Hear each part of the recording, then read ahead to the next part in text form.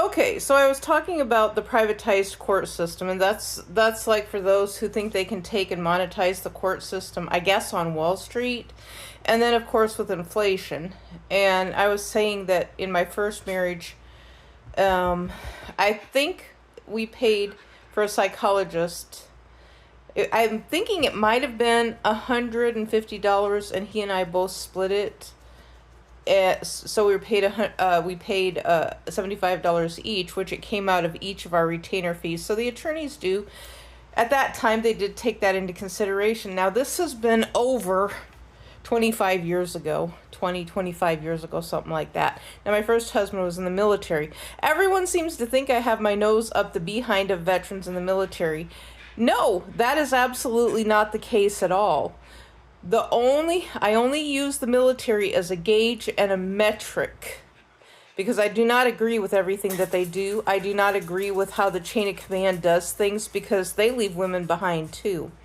They leave family members and spouses behind. But when I say I use the veterans and military as a gauge and a metric, I use that related to inflation because the thing is, you cannot take the United States military or any type of security agency and privatize it and monetize it. People might try. They might try, but it's never going to work because that would be like taking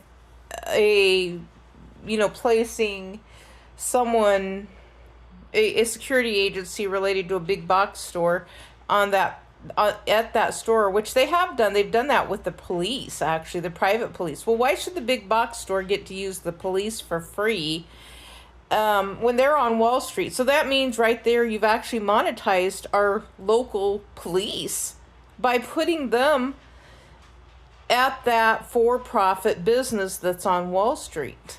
But when you think of the government has a very meager salary. Then what it becomes is the taxpayers paying for inflation and funding inflation. That's what we have taking place.